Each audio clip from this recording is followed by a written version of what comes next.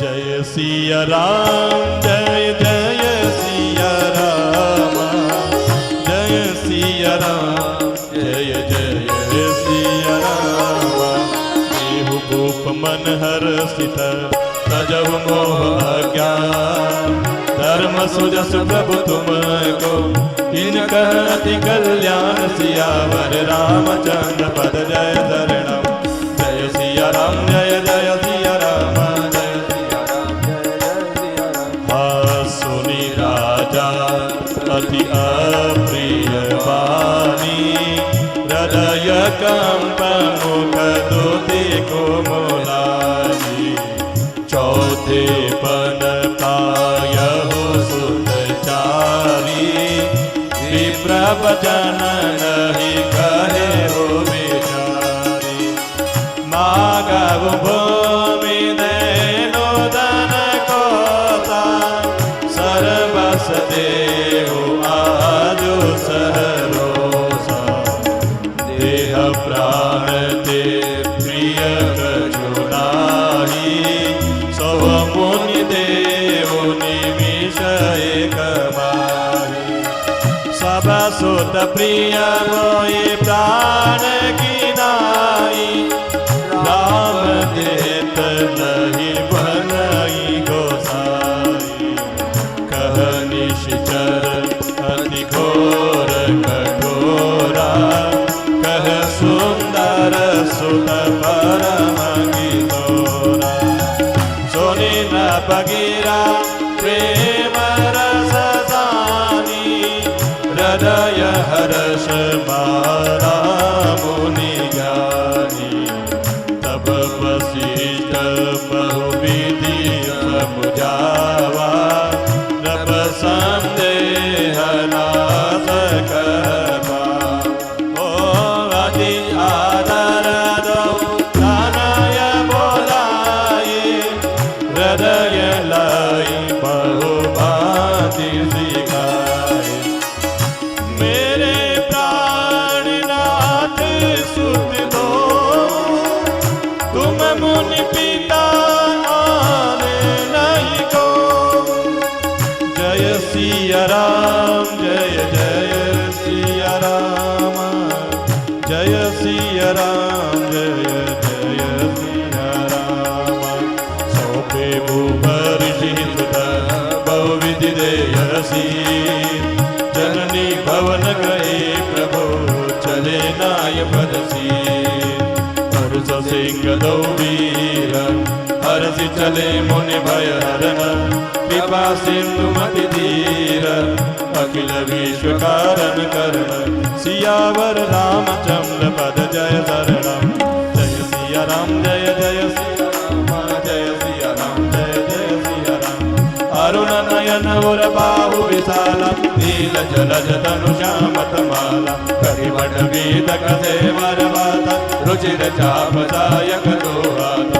श्याम गौर सुंदर दो भाई, विश्वामित्र महानिधि भाई। प्रभु ब्रह्मण्य देव मैं जान, मोहि निधि पिता तजौ भगवान।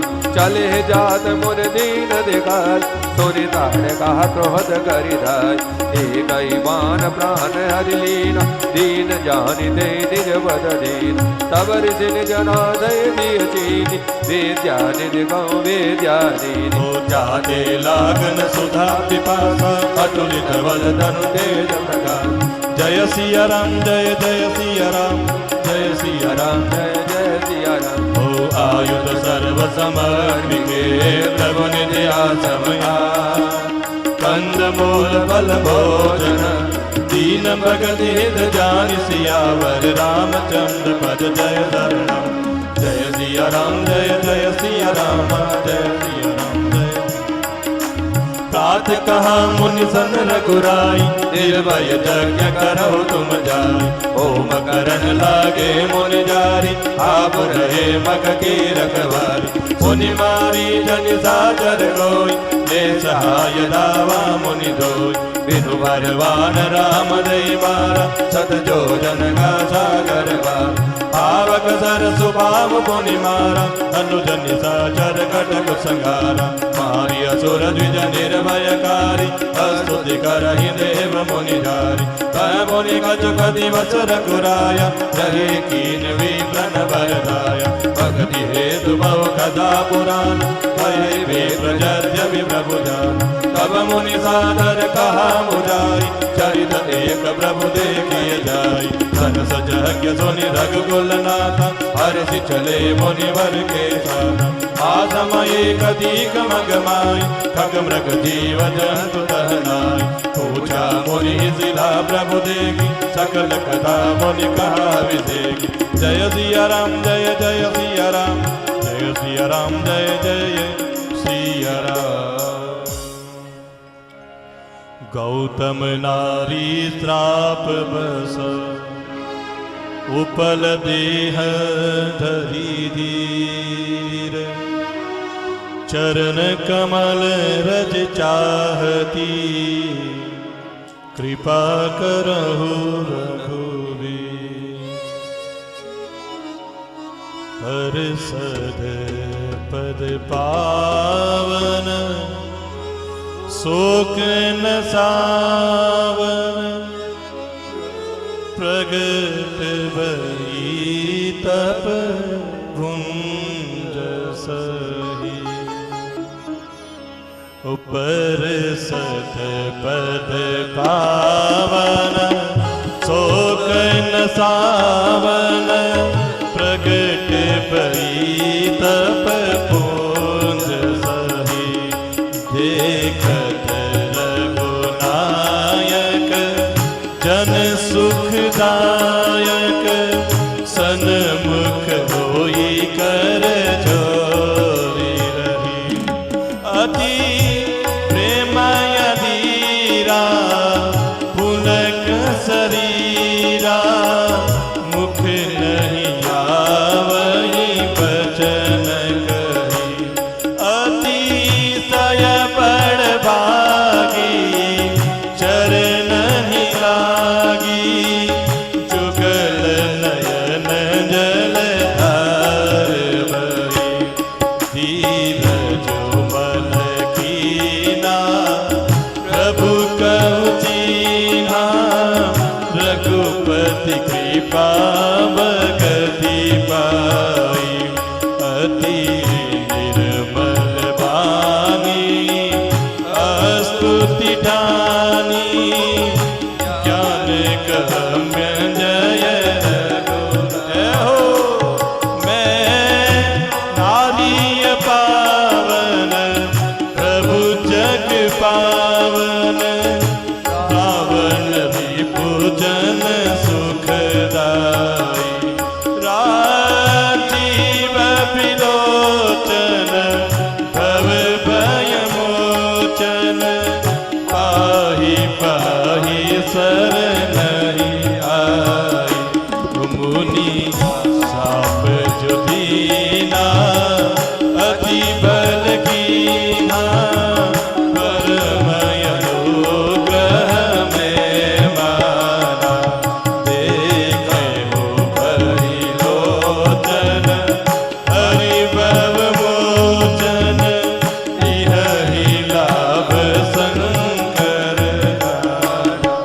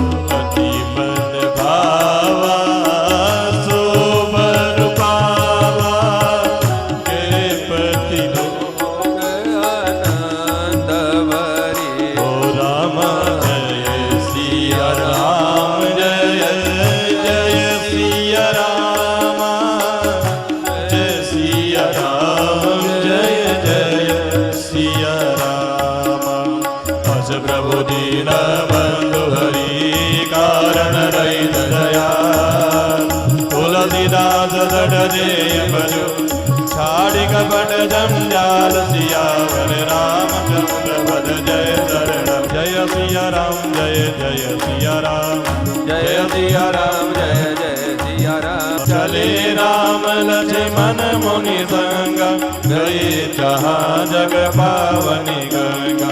गाजी सुनु सब कथा सुनाई जय प्रकार सुर सरि मैया। तब प्रभु ऋषि समेत नहाय विविध दान मही देवनि पाय। हर्षि चले मुनि वृंद सहाय वेगी विदेह नगर नियराय। पुर रम्यता राम जब देखी हर्षे अनुज समेत विसेकी। पापी को बसरित सरनाना सलिल सुरा सममनि शोभाना। गुंजत मंजु मातर से गंगा गुंजत कल बहु वरण विहंगा। वरण वरण मिक सेवन जाता विविध समीर सदा सुखदाता। जय सिया राम जय जय सिया राम जय सिया राम जय जय सिया राम। सुमन वाटिका बाग बना विपुल विहंग निवास रामा विपुल विहंग निवास। फूलत फलत सुपल्लवत सोहत पुर चहुपास। सियावर रामचंद्र पद जय शरणम। जय सिया राम जय जय सिया राम जय सिया राम जय जय सिया राम। बनाई न बरनत नगर निकाई जहाँ जाय मन तहाँ हिलोबाई। चारु बजारु विचित्र बारी मणिमय विधि धनु सकर सवारी। धनिक बनिक वर धन समाना बैठे सकल वस्तु नाना। चौहट सुंदर गली सुहाई संतत रहि सुगंध सिंचाई। मंगलमय मंदिर सबके रे चित्रित जनुरति राज चितेरे। पुर नर नारी सुभग सुचि संता धर्मशील ज्ञानी गुणवंता। अति अनूप जह जनक निवासु विद कहि विबुध बिलोकि विलासु। बोध चकित चित घोड़ बिलोकी सकल भुवन शोभा जनु रोगी। जय सिया राम जय जय सिया राम जय सिया राम जय जय सिया राम। नवल धाम मणिपुर डपटा सुगठित नाना भाति रामा सुगठित नाना भाति। सिय निवास सुंदर सदन शोभा किमि कहि जाति। सियावर रामचंद्र पद जय शरणम। रामा जय सिया राम जय जय सिया राम जय सिया राम जय जय सिया राम। सुभग द्वार सब कुलिस कपाटा भूप वीर नट भागत भाटा। बनी विशाल बाजी गजशाला अय गय रथ संकुल सब काला। सूर सचिव सेनप बहुतेरे नभ गृह सरिष सदन सब गेरे। पुर बाहिर तर सरिद समीप उतरे जह तह विपुल महीप। देखिय रूप एक अवराई सब सुबास सब बाति सुहाई। कौशिक कय मोर मनुमान तिहार हिय रघुवीर सुजाना। कलईनाथ कहीं कृपानि केता उतरे तह मुनि वृंद समेत। विश्वामित्र महामुनि आए समाचार मिथिलापति भाई। जय सिया राम जय जय सिया राम जय सिया राम जय जय सिया राम। संग सचिव सुचि भूरि भटा भूषुर वर गुर ज्ञाति रामा भूषुर वर गुर ज्ञात। चले मिलन मुनि नायक ही मुदित रावो यही बाति। सियावर रामचंद्र पद जय शरणम। जय सिया राम जय जय सिया राम जय सिया राम जय जय सिया राम। कीन प्रणाम चरण धरि माथा, दीन असीस मुदित मुनि नाथा, विप्र वृंद सब सादर वंदे, जानि भाग्य बढ़ाओ आनंद, कुशल प्रश्न कई बार ही बारा, विश्वामित्र न भई बैठारा, तेहि अवसर आए दो भाई, कई रहे देखन बुलवाई, श्याम गौर मृदु भय सखी सोरा, लोचन सुखद विश्वचित चोरा, उठे सकल जब रघुपति आए, विश्वामित्र निकट बैठाए, भय सब सुखी देखी दो भ्राता, बारी विलोचन पुलकित गाथा, मूरति मधुर मनोहर देखी, भयहु विदेहु विदेहु विसेखी, जय सिया राम जय जय सिया राम, जय सिया राम जय जय सिया राम। ओ प्रेम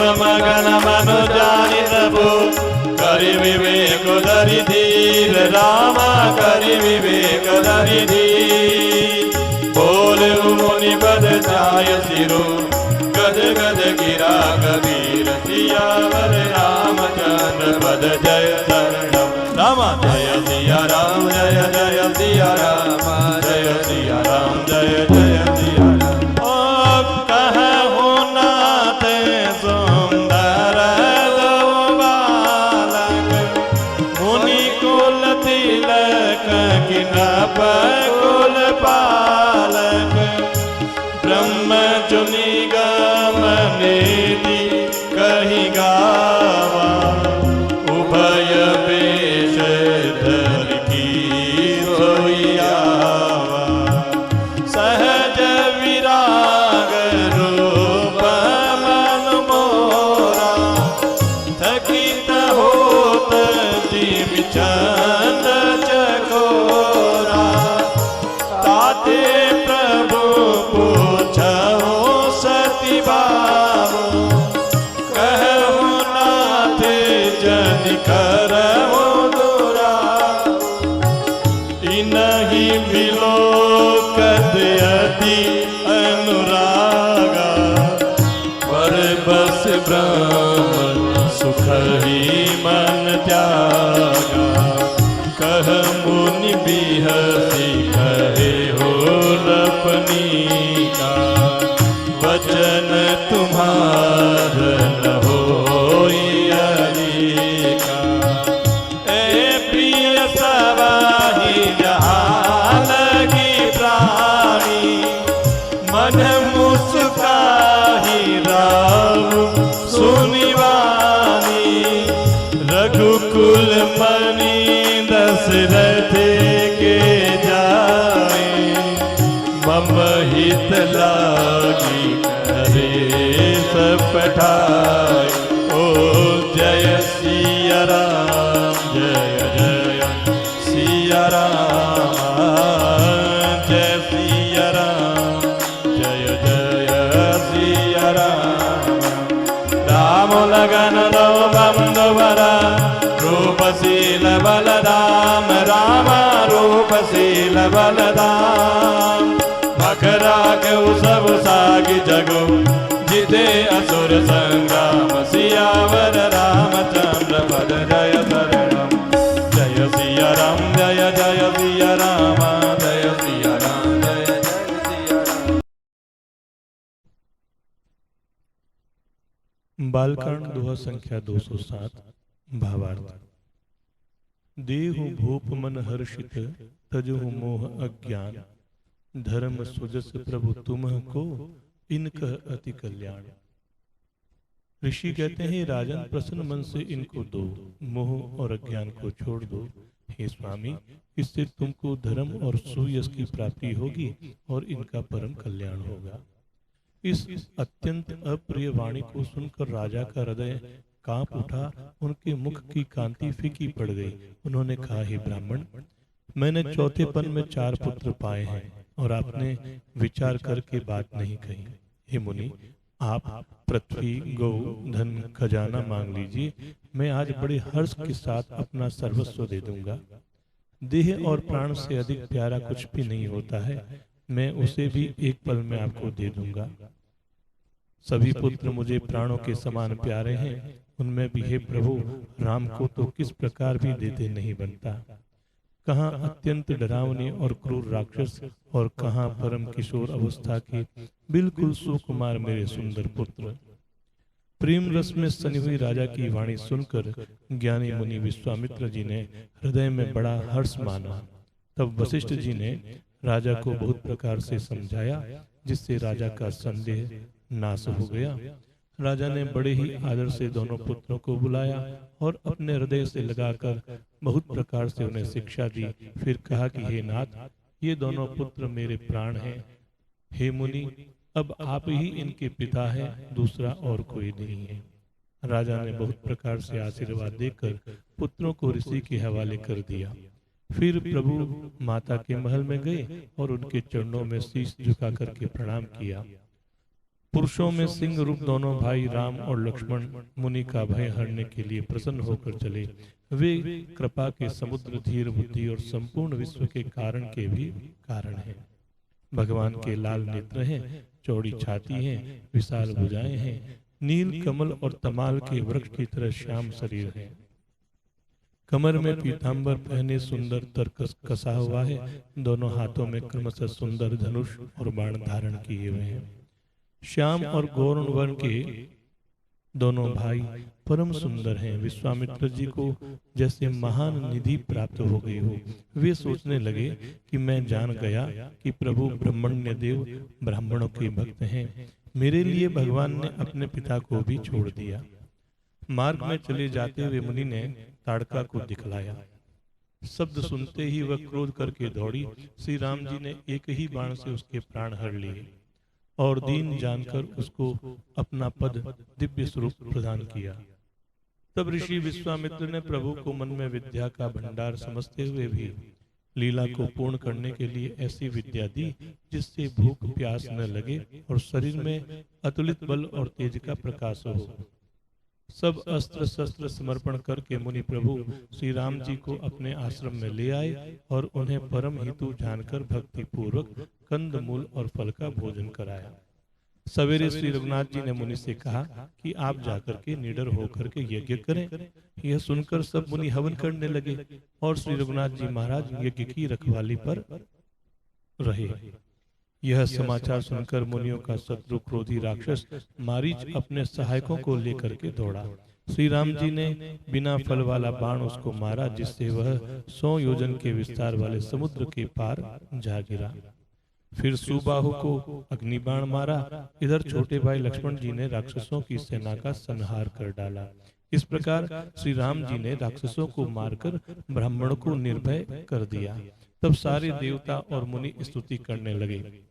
श्री रघुनाथ जी ने वहां कुछ दिन और रहकर ब्राह्मणों पर दया की। भक्ति के कारण ब्राह्मणों ने उन्हें पुराणों की बहुत सी कथाएं कही। यद्यपि प्रभु सब कुछ जानते थे। तदनंतर मुनि ने आदर पूर्वक समझा कर कहा, हे प्रभु, चलकर एक चरित्र देखिए। रघुकुल के स्वामी श्री रामचंद्र जी धनुष यज्ञ की बात सुनकर मुनि श्रेष्ठ विश्वामित्र जी के साथ प्रसन्न होकर के चले। मार्ग में एक आश्रम दिखाई पड़ा। वहां पशु पक्षी कोई भी जीव जंतु नहीं था। पत्थर की एक विशाल शिला को देखकर प्रभु ने पूछा। तब मुनि ने विस्तार पूर्वक सारी कथा कह सुनाई। गौतम मुनि की स्त्री अहल्या सापवश पत्थर की देह धारण किए बड़े धीरज से आपके चरण कमलों की धूलि चाहती है। हे रघुवीर, इस पर कृपा कीजिए। परषद पद पावन शोक नशावन प्रगट बही तब पुंज सही देखत रघुनायक जन सुखदायक सन्मुख होय कर जोर कही। श्री राम जी के पवित्र और शोक को नाश करने वाले चरणों का स्पर्श पाते ही सचमुच वह तपोमूर्ति अहल्या प्रकट हो गई। भक्तों को सुख देने वाले श्री रघुनाथ जी को देखकर वह हाथ जोड़कर सामने खड़ी रह गई। अत्यंत प्रेम के कारण वह अधीर हो गई। अति प्रेम अधीरा पुलक शरीरा मुख नहीं आवई वचन कही। अतिशय बड़ भागी चरण लागी जुगल नयन जलधार बही। वह प्रभु के सामने हाथ जोड़कर खड़ी रह गई। अत्यंत प्रेम के कारण वह अधीर हो गई। उसका शरीर पुलकित हो उठा। मुख से वचन कहने में नहीं आते थे। वह अत्यंत बड़भागिनी अहल्या प्रभु के चरणों से लिपट गई और उसके दोनों नेत्रों से जल प्रेम और आनंद के आंसुओं की धारा बहने लगी। फिर उसने मन में धीरज धरकर प्रभु को पहचाना और श्री रघुनाथ जी की कृपा से भक्ति प्राप्त की। तब अत्यंत निर्मल वाणी से उसने इस प्रकार स्तुति प्रारंभ की कि हे ज्ञान से जानने योग्य श्री रघुनाथ जी, आपकी जय हो। मैं सहज ही अपवित्र स्त्री हूँ, और हे प्रभु, आप जगत को पवित्र करने वाले, भक्तों को सुख देने वाले और रावण के शत्रु हैं। हे कमल नयन, हे संसार के भय से छुड़ाने वाले, मैं आपकी शरण में आई हूँ, रक्षा कीजिए, रक्षा कीजिए। मुनि श्राप जो दीना, अति भल कीन्हा, परम अनुग्रह में माना, देखूं भरि लोचन हरि भव मोचन, यह ही लाभ शंकर जाना। मुनि ने जो मुझे शाप दिया सो बहुत ही अच्छा किया। मैं उसे अत्यंत अनुग्रह करके मानती हूँ कि जिसके कारण मैंने संसार से छुड़ाने वाले श्री हरि आपको नेत्र भर करके देखा। इसी आपके दर्शन को शंकर जी से सबसे बड़ा लाभ समझते हैं। इसी आपके दर्शन को भगवान शंकर भी सबसे बड़ा लाभ समझते हैं। हे प्रभु, मैं बुद्धि की बड़ी भोली हूँ, मेरी एक विनती है। हे नाथ, मैं और कोई वर नहीं मांगती, केवल यही चाहती हूँ कि मेरा यह मन रूपी भौरा आपके चरण कमल की रज के प्रेम रूपी रस का सदा पान करता रहे। जिन चरणों से परम पवित्र देव नदी गंगा जी प्रकट हुई है, जिन्हें शिव जी ने अपने सिर पर धारण किया, और जिन चरण कमलों को ब्रह्मा जी पूजते हैं, कृपालु हरि आपने उन्हीं को मेरे सिर पर रखा। इस प्रकार स्तुति करती हुई बार बार भगवान के चरणों में गिरकर जो मन को बहुत ही अच्छा लगता था, उस वर को पाकर गौतम की स्त्री अहल्या आनंद में भरी हुई अपने पति लोक को चली गई। अस प्रभु दीन बंधु हरि कानन रहित दयाल, अश प्रभु दीन बंधु हरि कारण रहित दयाल, तुलसीदास सटते ही वजू छाड़ कपट जंजाल। प्रभु श्री रामचंद्र जी ऐसे दीन बंधु और बिना ही कारण दया करने वाले हैं। तुलसीदास जी कहते हैं, हे सट मन, तू कपट जंजाल को छोड़कर उन्हीं का भजन कर। श्री राम जी और लक्ष्मण जी मुनि के साथ चले वे वहां गए जहां जगत को पवित्र करने वाली गंगा जी थी। महाराज गादी के पुत्र विश्वामित्र जी ने वह सब कथा कह सुनाई, जिस प्रकार से यह देव नदी गंगा जी पृथ्वी पर आई। तब प्रभु ने ऋषियों से गंगा जी में स्नान किया। ब्राह्मणों ने भांति भांति के दान पाए। फिर मुनि वृंद के साथ वे प्रसन्न होकर के चले और शीघ्र ही जनकपुर के निकट पहुंच गए। श्री राम जी ने जब जनकपुरी की शोभा देखी, तब वे छोटे भाई लक्ष्मण सहित अत्यंत हर्षित हुए। वहां अनेकों बावलियां, कुएं, नदी और तालाब हैं, जिनमें अमृत के समान जल है और मणियों की सीढ़ियां बनी हुई है। मकरंद रस से मतवाले होकर भौरे सुंदर गुंजार कर रहे हैं। रंग बिरंगे पक्षी मधुर शब्द कर रहे हैं। रंग रंग के कमल खिले हुए हैं। सदा सभी ऋतुओं में सुख देने वाला शीतल मंद सुगंध पवन बह रहा है। सुमन बाटिका बाग बन विपुल विहंग निवास, फूलत फलत सुपल्लवत सोहत पुर चहुपास।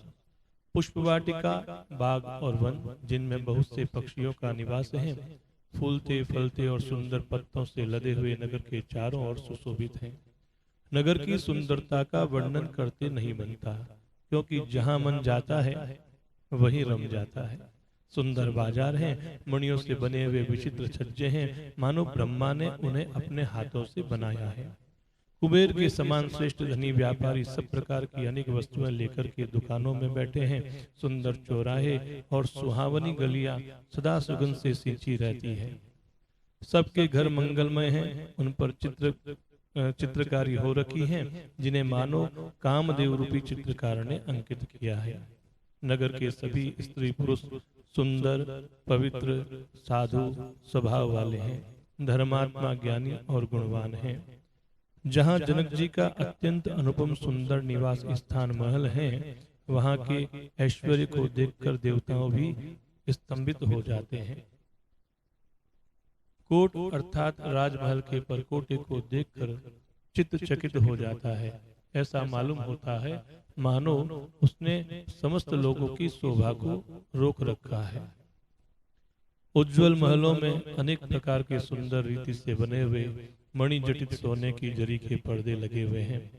सीता जी के रहने के सुंदर महल की शोभा का वर्णन किया ही नहीं जा सकता। राजमहल के सब दरवाजे सुंदर हैं, जिनमें वज्र के मजबूत अथवा हीरों के चमकते हुए किवाड़ लगे हुए हैं। वहां राजाओं, नटों, मागधों और भाटों की भीड़ लगी रहती है। घोड़ों और हाथियों के लिए बहुत बड़ी बड़ी गुड़शालाएं और गजशालाएं बनी हुई हैं, जो सब समय घोड़े, हाथी और रथों से भरी रहती है। बहुत से सूरवीर मंत्री और सेनापति हैं। सब उनके घर भी राजमहल सरीखे से ही हैं। नगर के बाहर तालाब और नदी के निकट जहां तहां बहुत से राजा लोग उतरे हुए डेरा डाले हुए हैं।